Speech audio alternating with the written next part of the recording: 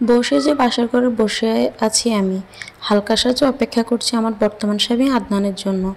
রিলেশনে বিয়ে হয়েছে আমাদের, কিন্তু সব যে পরিকল্পনা মাফিক হয়েছে তা ছিল আমার কাছে সম্পূর্ণই অজানা। জানবো কিভাবে আমার প্রেমিক উর্ফে আমার বর্তমান স্বামী যে ভালোবাসার কোনো কমতি রেখেছিল না, আদনানের পরিকল্পনা তার প্রসন্নের রূপ ভালোবাসার চাদরে আড়াল হয়েছিল আমার কাছে। আমি মনে প্রাণে বিশ্বাস করেছিলাম যে আমি জীবনের সঠিক মানুষটিকেই বেছে নিয়েছি, কিন্তু কে জানতো বাসা থেকে পালিয়ে বিয়ে করার এই সিদ্ধান্তটাই ছিল আমার জীবনের সবচেয়ে বড় ভুল। এই একটা ভুল সিদ্ধান্তই যে উলটপালট করে দেবে আমার জীবনটা, এতটুকু বলে মেয়েটি চোখে পানি জমে এলো। চলুন তাদের একটু অতীত জেনে আসি। মেয়েটার নাম আরোহী।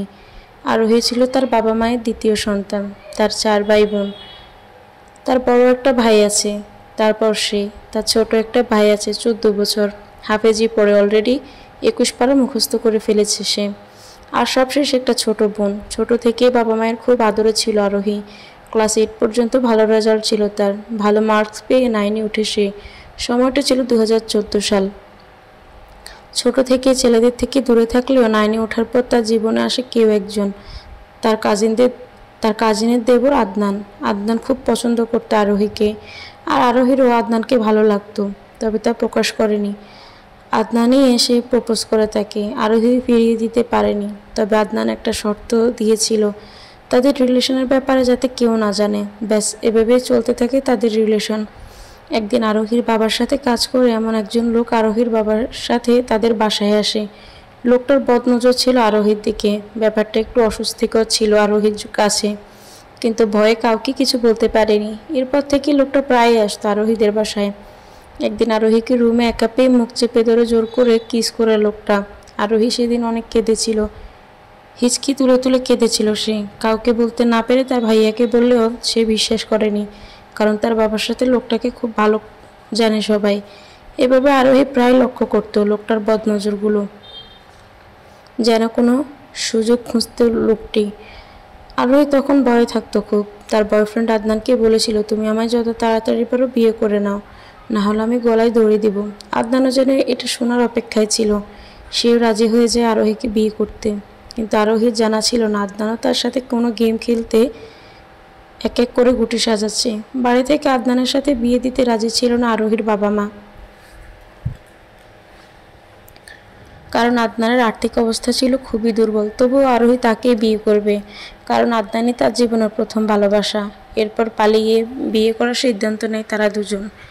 এতে তাদের হেল্প করে তার মেজো চাচা ও চাচি। তার বাবা মা এসব কিছুই জানতো না।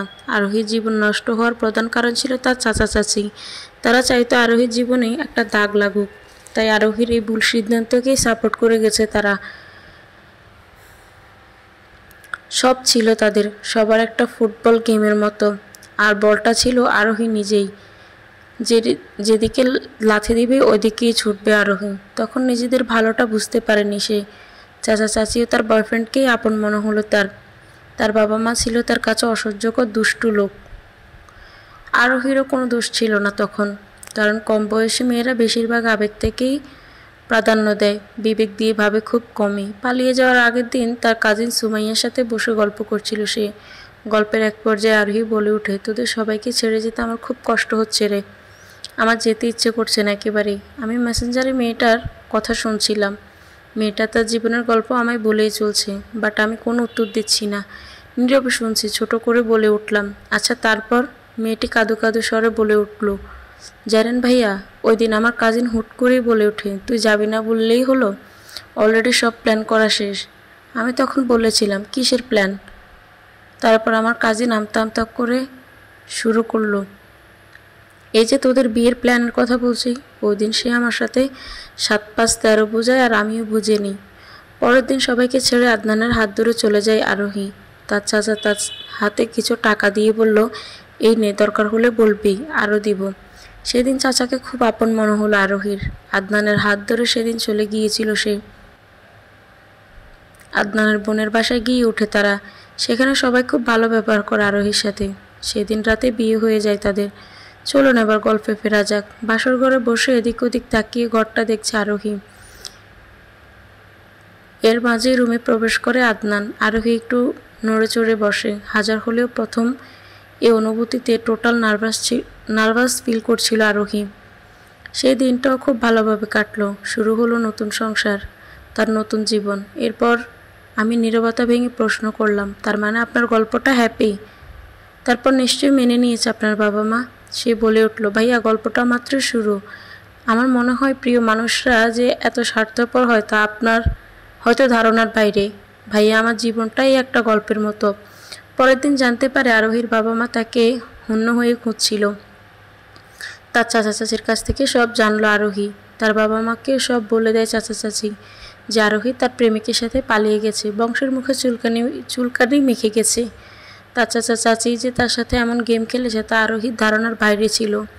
এলাকার নানান মানুষের কথা শুনলো তার বাবা মা। আর একদল মানুষ আছে যাদের নাম পাশের বাসার ভাবি।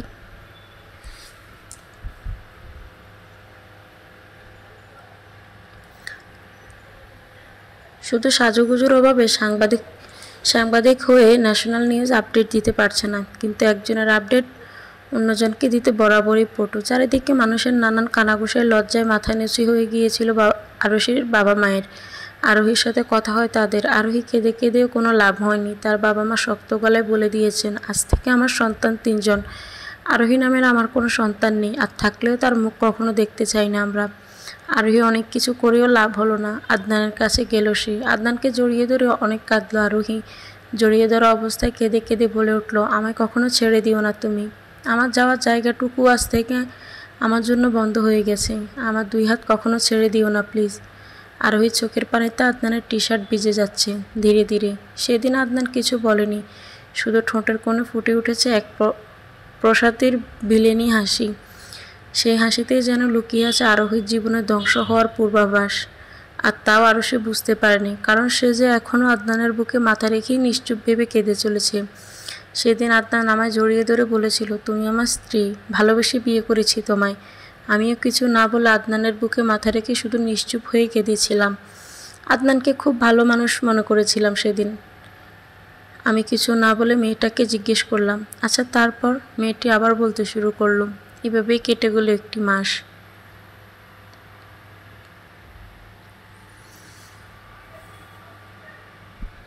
এই 1 মাস সব ঠিকঠাকই ছিল আমাদের। খুব সুন্দর ছিল এই 1 মাসের দিনগুলো। আমিও যেন অল্পতেই খুব খুশি ছিলাম। আমি আদনানের কাঁধে মাথা রেখে বসেছিলাম। আমি কখনো কথা গোপন করে রাখতে পারতাম না তার কাছে। সেদিন তার সাথে আমি আমার জীবনের ঘটে যাওয়া একটা ঘটনা শেয়ার করি। আমার হুট করে পালিয়ে যাওয়ার আরও একটি কারণ ছিল, মেয়েটি ছিল আমার বেস্ট ফ্রেন্ড। একদিন সে আমায় তার বাড়িতে টিফিনের দাওয়াত দিল। আমি এমনিতে কারো বাড়িতে যাই না। মা নিষেধ করেছিল যে আমি এখন বড় হয়েছি, এখন কারো বাড়ি যাওয়াটা ঠিক নয়। কিন্তু আমার বেস্ট ফ্রেন্ড আমায় বলল, আরও সমস্যা নেই, আমি তোর বেস্ট ফ্রেন্ড না? আমার সাথে গেলেই সমস্যা কি? কিছু হবে না, আর আন্টিও কিছু জানবে না।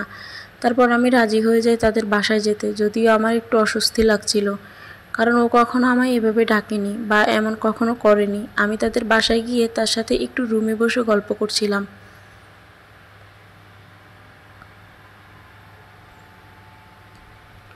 মনের সাথে আড্ডাটা ভালোই জমিয়েছিল আমার। মন আমাকে রুমে রেখে কি একটা কাজে নাম করে বাইরে চলে গেল।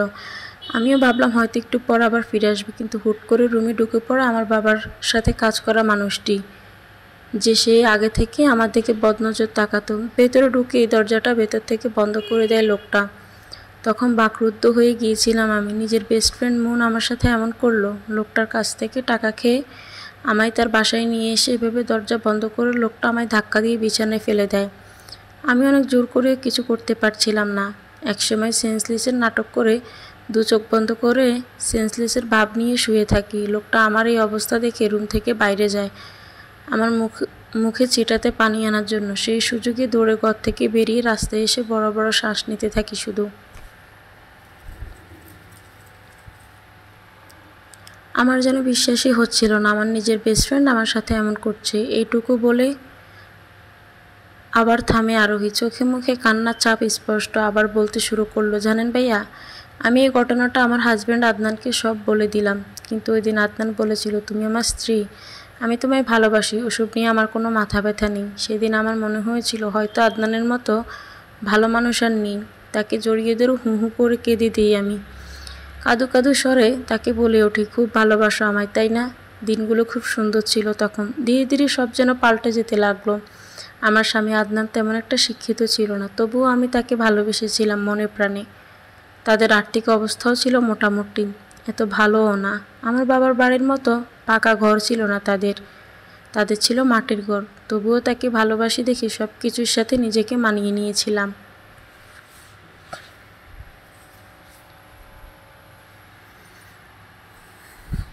ভাবতাম একসময় আমাদের সব হবে, কিন্তু সব যেন স্বপ্নই থেকে গেল আরোহীর।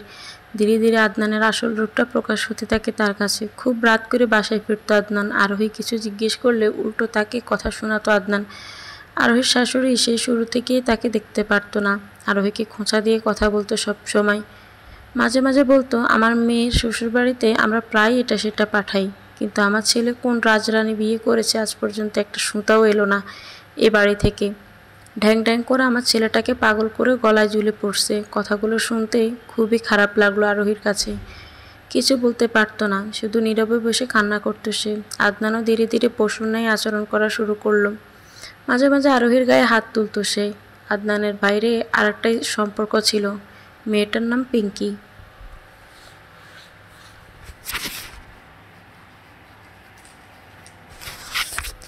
কিন্তু তার ব্যাপারে জানতো না আরোহী। আদনানের ঘরটা মাটির, তাই মাঝে মাঝে এতে লেপ দিতে হয়। আরোহী কখনো বাবার বাড়িতে ঝাড়ু হাতে ঘর ঝাড়ু দিতে চাইতো না, আর এখন তাকে সারা ঘর লেপ দিতে হয়। সব কিছু মানিয়ে নেয় আরোহী। রান্না বান্না শেষ করে খাওয়া দাওয়া শেষে সবাই চলে যায়। আরোহী যাচ্ছিল একটু বিশ্রাম নিতে, তখনই তার শাশুড়ি এসে বলে ওঠে, রান্নাঘরটা কে ঝাড়ু দিবে শুনি? তোমার মা এসে ঝাড়ু দিয়ে যাবে নাকি? সেদিন প্রথম আরোহী সহ্য করতে না পেরে শাশুড়ির সাথে তর্ক করে, খবরদার, আমার মা বাবা তুলে কথা বলবেন না সব সময়। আমাকে যা খুশি তাই বলুন, তবে আমার মা বাবাকে টানবেন না এসবে। সেদিন তার শাশুড়ি তার দিকে হা করে চেয়েছিল। আরোহী যেভাবে বলে ফেলবে তা হয়তো ভাবতেও পারেনি সে। আরোহীর জীবনে নেমে আসে অশান্তি। ভালোবাসার মানুষের কাছ থেকে রোজই নির্যাতিত হতে হয়, তবুও সব মুখ বুঝে সহ্য করে আরোহী, কারণ তার যে এখন আর যাওয়ার জায়গা নেই। আদনানরা আবার গরুও পালতো বাড়িতে। 5টা গরুর খাওয়া দাওয়া দেখাশোনা আরোহীকেই করতে হতো। যে মেয়ে এসব কিছুই কখনো করেনি, যেগুলো ছিল তার ভয়ের কারণ, আর সেগুলোই পালতে হচ্ছে তার। এমনও দিন গেল যে আরোহীকে 5টা গরু নিয়ে জমিতে যেতে হতো গরু চড়াতে, আবার ওগুলো বাড়ি নিয়ে আসতে হতো তাকে। আরোহী নীরবে বসে বসে কাঁদতো। কিচ্ছু করা ছিল না তার, কারণ সে যে কখনো আদনানকে সে আগের মতোই ভালোবাসতো। আদনানের বাড়িতে মেহমান আসলো, আরোহী সব কাজ করলো, রান্না বান্না সব। যদিও এসব কাজ মন খারাপের নয়, বরং তার দায়িত্বের মধ্যে ছিল। সবাই খাচ্ছে আর সবাইকে খাবার বেড়ে দিচ্ছে আরোহী। অবাকের চরম সীমানায় চলে যায় আরোহী, কারণ আদনান যখন তাকে বলল, এই দেখছিস না সালাদ শেষ, এখানে দাঁড়িয়ে না থেকে যা সালাদ নিয়ে আয়। আরোহী খেয়াল করলো আদনান সেদিন সবার সামনে তাকে তুই তুই করে সম্বোধন করছে, আরও এমনভাবে বিহেভ করছে যাতে সে এই বাড়ির কাজের মেয়ে। সচরাচর কাজের মেয়ের সাথেও কেউ এমন ব্যবহার করে না। সালাদ আনতে গিয়ে তার শাশুড়িকে কথাটা বলল আরোহী, কিন্তু সে এভাবে পাত্তা দিল না। সালাদ নিয়ে আসার সময় দরজার সামনে থমকে দাঁড়ায় আরোহী, কারণ আদনান ও তার ননদ জামাই, তার চাচা চাচি সবার কথা শুনে সন্দেহ হলো তার। ভাইয়া, বিয়েতে তো কয়েক মাস হয়ে গেছে, আর আমি আমার শর্ত মতো সব করলাম। আপনাদেরও প্ল্যান সাকসেস। এখন আরোহীকে আমার লাইফ থেকে সরিয়ে নিন তাড়াতাড়ি, কারণ আমারও একটা গার্লফ্রেন্ড আছে, পিঙ্কিকে বিয়ে করতে হবে আমার। সো আরোহীকে যত তাড়াতাড়ি পারেন একটা ব্যবস্থা করেন। মুহূর্তে যেন সেদিন মাথায় আকাশ ভেঙে পড়ল আরোহীর। হাত থেকে সালাতের প্লেটটা পড়ে যায় হাত কেঁপে। মাটির ঘর, তাই এত শব্দ হয়নি। সেদিন আদনানকে কিছুই বলতে পারেনি আরোহী, কিন্তু পরের দিন এসব নিয়ে আদনানকে জিজ্ঞেস করলো আরোহী। দেখো আরোহী, তোকে বিয়ে করাটা ছিল জাস্ট একটা প্ল্যান, আর এখন তো তোকে আমার ইউজ করাও শেষ। আর আমার গার্লফ্রেন্ড আছে, ওটাও সত্য। সো তোর প্রয়োজন ফুরিয়ে গেছে আমার। আরোহী কাতর চোখে তাকিয়েছিল আদনানের দিকে, কারণ নিজের স্বামীর মুখে যদি কোনো মেয়ের কথা শুনে যে আমার গার্লফ্রেন্ড আছে আর তোকে আমার ইউজ করা শেষ, তোর প্রয়োজন ফুরিয়ে গেছে আমার কাছে, তাহলে একটা মেয়ের কখনোই স্বাভাবিক থাকতে পারবে না। এর চাইতে কষ্ট কি আর হতে পারে? সেদিন আদনানকে জড়িয়ে ধরে বলেছিল আরোহী, প্লিজ তুমি আমায় মারো, আমার গায়ে হাত তোলো, আমায় মারো কাটো যাই করো, তবুও প্লিজ আমায় তাড়িয়ে দিও না। মেয়েটির কথাগুলো শুনে আমি চোখে কোনো জল মুছতে একটা বড় দীর্ঘশ্বাস নিলাম। মেয়েটি আবার বলতে শুরু করলো, সেদিন আমার স্বামী আদনানকে আমি পায়ে ধরেও বারবার বলেছিলাম আমায় জড়িয়ে তাড়িয়ে না দিতে, আমার যাওয়ার কোনো জায়গা নেই। এখন আর কিন্তু তার মনে কোনো দয়া হলো না। সে তার ডান পায়ের জুতোটি খুলে আমার গালে 3টা বাড়ি দিয়েছিল। আমার এখনও মনে আছে, সেই 2014 সালে আমার ভালোবাসার মানুষটি আমায় পায়ের জুতা খুলে সর্বশক্তি দিয়ে গুনে গুনে 2 গালে 3টা বাড়ি দিয়েছিল। তবু আমি তার পা জড়িয়ে ধরি যাতে আমায় সে ছেড়ে না দেয়। কিন্তু আমায় অনেক মেরেছিল সেদিন। হাতের কাছে কি যেন একটা পেয়ে ওটা দিয়ে অনেকক্ষণ আমায় আঘাত করেছে।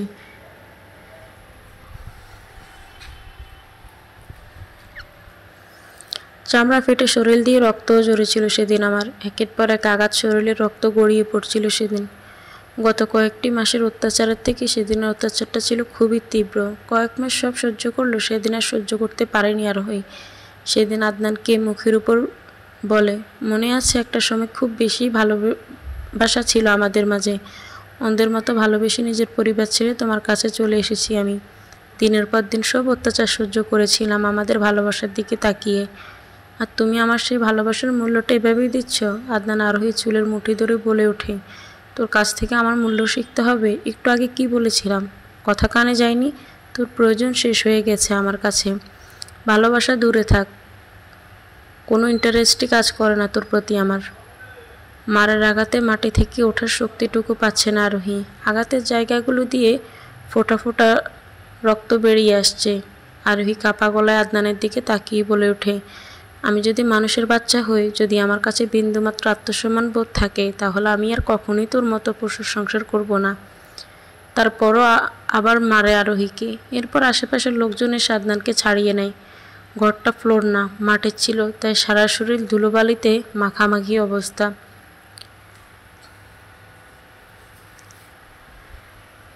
সেদিন আরোহী তার দেবরের ফোন নিয়ে তার বাবাকে ফোন করে। ভেবেছিল তার বাবা তার সাথে কথা বলবে না, কিন্তু বাবা সেদিন হুট করে কেঁদে উঠে বলে, মারে তুই যদি আজ ফোন না দিতি তাহলে মনে হয় আমি মরেই যেতাম।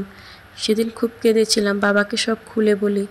মাকে বলেছিলাম, মা গো, আমি জীবনের সবচেয়ে বড় ভুলটা করে ফেলেছি। দুদিনের জন্য এত বছরের সম্পর্ক ছেড়ে এসে। মা গো, আমি আর কখনো তোমাদের ছেড়ে কোথাও যাব না। তোমাদের সব কথা শুনবো আমি। আমায় এখান থেকে নিয়ে যাও, এখানে থাকলে আমি হয়তো মরেই যাব। বাবা কাঁদো কাঁদো গলায় বলল, মারে তোকে আর ওই বাড়িতে থাকতে হবে না, আমি আজই আসছি তোকে নিয়ে যেতে। আমি আবারও একটা দীর্ঘশ্বাস ফেললাম। মেয়েটি আবার বলা শুরু করলো,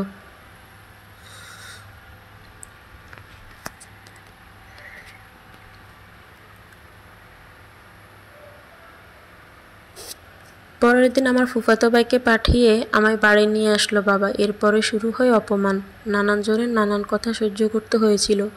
অনেকেই বাবা মাকে বলতে থাকে, এই মেয়েকে বাড়ি জায়গা দিবেন না, এক বেটা স্বাদ বুঝে ফিরে আসছে, এখন আবার অন্য বেটা মানুষের সাথে চলে যাবে। সকলের কথা শুনে আমি শুধু নীরবে কাঁদতাম, কারণ আমার তখন চুপচাপ সহ্য করা ছাড়া কিছুই করার ছিল না।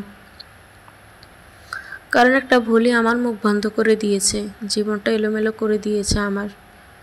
আমি বসে খাচ্ছিলাম, আমার ফুফি এসে বলে ওঠে, কিরে মুখ পড়ি, আবার ফিরে এলি কেন? আমার ভাইয়ের মাথা খেতে ফিরে এসেছিস তাই তো? খা খা, যত পারস খাই শেষ কর। আমি সেদিন খাবার রেখে উঠে চলে গেলাম। রুমে গিয়ে নীরবে কাঁদছি। আমার মা আমার পাশে এসে বসলো। মাকে জড়িয়ে ধরলাম আমি। মা আমার মাথায় হাত বুলাতে বুলাতে বলে ওঠে, দেখ কাঁদিস না, ভুল থেকেই মানুষ শিক্ষা নেয়। আর যে যাই বলুক, ওগুলোতে কান দেওয়ার দরকার নেই। যা হওয়ার হয়ে গেছে, সব ভুলে যাবি তুই। আমার আর বেঁচে থাকতে ইচ্ছে করছে না মা, এমন করে বলিস না, ভুল মানুষই করে। আর আমরা তো সবচেয়ে কাছের আপনজন।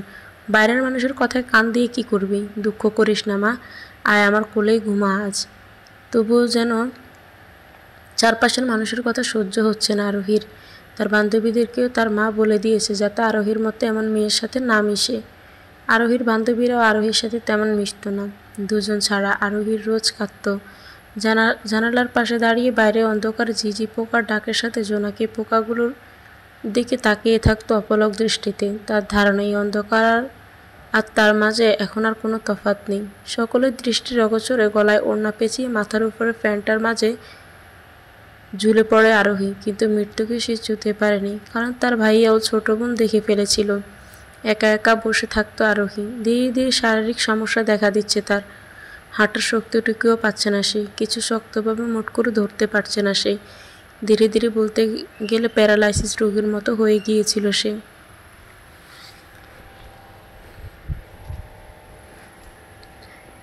হাসপাতালে নিয়ে গেলে ডক্টর বলল, কম বয়সে এত চাপ নেওয়ার এমন কি হয়েছে। আরোহী ঠিক হতে প্রায় 4 মাস সময় লাগলো। এই 4 মাস তার মা তাকে ধরে ধরে হাঁটাতো, হাতে দুটো নরম বল দিয়ে বলতে, এগুলো জোরে জোরে চিপে ছোট করে ফেলতে। এভাবেই আরোহীর পরিবার তাকে সাপোর্ট করে গেছে। এর মাঝে আরোহীর বাবা মা আর আদনানের ডিভোর্সে সম্পূর্ণ করে ফেলে। প্রায় 4 মাস পর আরোহী পুরোপুরি সুস্থ হয়ে যায়। এদিকে তার 10-এর টেস্ট পরীক্ষা চলে এলো। স্যারদের বলে আব্বু সব ম্যানেজ করেছিল। টেস্ট পরীক্ষা আর অল্প সময় বাকি। আরোহীর জন্য বাসায় একটা টিচার রাখলো তার বাবা, তার স্কুলেরই টিচার। ধীরে ধীরে পড়ালেখায় মনোযোগী হয়ে উঠল আরোহী। টেস্ট পরীক্ষা শেষে দেখে সে অঙ্ক ফেল করেছে আর সব বিষয়ে মোটামুটি নাম্বার পেয়ে পাশ করেছে। তার টিচার সেদিন তার মাকে ডেকে বলেছিল, এই মেয়েকে পড়িয়ে আমি কোনো টাকা নিব না, আর তার ফর্ম ফিল আপের টাকাও প্রয়োজন আমি দেব, তাও যেন সে পড়াশোনা বাদ না দেয়। 1-1.5 মাস পরে যদি এক বিষয় ছাড়া সব বিষয়ে পাশ করতে পারে, তাহলে ফাইনাল পরীক্ষার বাকি 3 মাস আরোহী অনেক ভালো করতে পারবে। ফাইনাল পরীক্ষার পর রেজাল্টে ছিল A-, অল্পের জন্য 4 পয়েন্ট মিস করেছিল সে। এরপর তাকে ভর্তি করে কলেজে, কিন্তু কলেজে যে ভালো লাগতো না তার, সবসময় একা একা থাকতে পছন্দ করতে আরোহী। এরপর তার মা তাকে ইঞ্জিনিয়ারিংয়ে ভর্তি করায়। তার এক বান্ধবী ইঞ্জিনিয়ারিংয়ে ভর্তি হয়। এভাবেই কাটতে থাকে তার সময়। মেয়েটি বলে উঠল, ভাইয়া আমার বলতে খুব কষ্ট হচ্ছে, কান্নাটা যেন গলায় আটকে আছে আমার, হয়তো চোখ বন্ধ করলে অশ্রু গড়িয়ে মুখটা ভিজে যাবে। জানেন ভাইয়া, সেই 2014 সালের পর থেকেই আমার জীবনটা এলোমেলো হয়ে গিয়েছিল, কিন্তু আমি ভেঙে পড়িনি। আমার বাবা মা ভাই আমায় সাপোর্ট করে গেছে সব সময়। তখন আমি উপলব্ধি করলাম যে এরাই আমার আসল আপন। লাইফে ভুল করেছি আমি, আবার সেই ভুলের বিনিময়ে অনেক কষ্টও পেয়েছি। সেই 2014 সালের পর কয়েকটা সাল একটা ভুলের কারণে আমি পাড়া প্রতিবেশীর আত্মীয় স্বজন সকলের কাছে অবহেলিত ছিলাম। কিন্তু আজ 2021 সালে আমি একজন কম্পিউটার ইঞ্জিনিয়ার। আমার জীবনের সবচেয়ে বড় সাপোর্টার আমার মা, আমার বাবা, আমার ভাই বোন। আসলে ভাইয়া, আমরা অনেক মেয়েরাই আবেগে ডুবে ভুলে যাই আমাদের আপন কারা। 2 দিনের পরিচয় আমরা কাদেরকে পর করে চলে যাচ্ছি, যারা সেই ছোট থেকেই আমাদের আগলে রেখেছিল। আমি চাই ভাইয়া, আমার মতো ভুল যেন কোনো মেয়েই না করে, কারণ সবাই অপরাজিতা হয় না। কিছু মানুষ পরাজয় বরণ করে নিজেকে ধ্বংস করে ফেলে। আমি এবার একটু স্বস্তির নিঃশ্বাস ফেললাম। যে মেয়েটা অনেক হ্যাপি আছে। তখন আমি আবার হুট করে বোকার মতো একটা প্রশ্ন করে বসলাম। আসলে ওটা আমার জানতে খুব ইচ্ছে হচ্ছিল, আপনার প্রাক্তন স্বামী এখন কি করে? ও হ্যাঁ ভাইয়া, তার সম্পর্কে তো আপনাকে কিছুই বলা হয়নি। আমাদের বিচ্ছেদের পর একদিন তার গার্লফ্রেন্ড পিঙ্কি আমায় ফোন দেয়। আমার সাথে কি হয়েছিল তা জানতে চায়। আমি বলতে চাইনি, তবুও সে আমায় জোর করতে থাকে, বারবার ফোন দিতে থাকে। তাকে আমি সব খুলে বলি।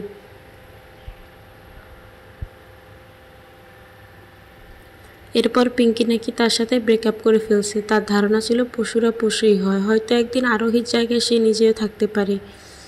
এরপর সে ক্লাস 8-এর একটা পিচ্ছি মেয়েকে বিয়ে করেছে। আপনার এখন ফিউচার প্ল্যান কি? ভাইয়া, আমি এখন অনেক টাকা কামাই, অবসর সময়টা টিউশনি করি। আমার ভাইয়া চাকরি করে, আর ছোটো ভাই 14 বছর, সে হাফিজি পড়ে, অলরেডি 21 পারা মুখস্থ করে ফেলেছে। আমি আমার ফ্যামিলিকে অনেক এগিয়ে নিতে চাই। আমার ভাইয়া ভালো চাকরি করে, আর আমি বাবাকে একটা ভালো পথ ধরিয়ে দিয়ে নিশ্চিত হব। আর এখন আমি নিজেই যেহেতু অনেক টাকা কামাই, সো সবার দায়িত্ব আমি নিজেই নিতে চাই। এখন আলহামদুলিল্লাহ আমার লাইফটা অনেক হ্যাপি ভাইয়া।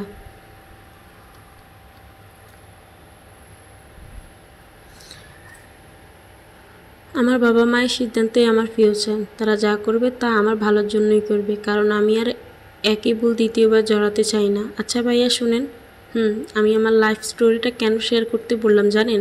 হ্যাঁ জানি, অন্য কোনো মেয়ে যাতে এমন ভুল করার আগে একবার হলেও ভাবে। আচ্ছা ভাইয়া, মানুষ এতটা বেইমান কেন হয়? লাইফে জীবনসঙ্গী বেছে নিতে যদি ভুল করেন তাহলে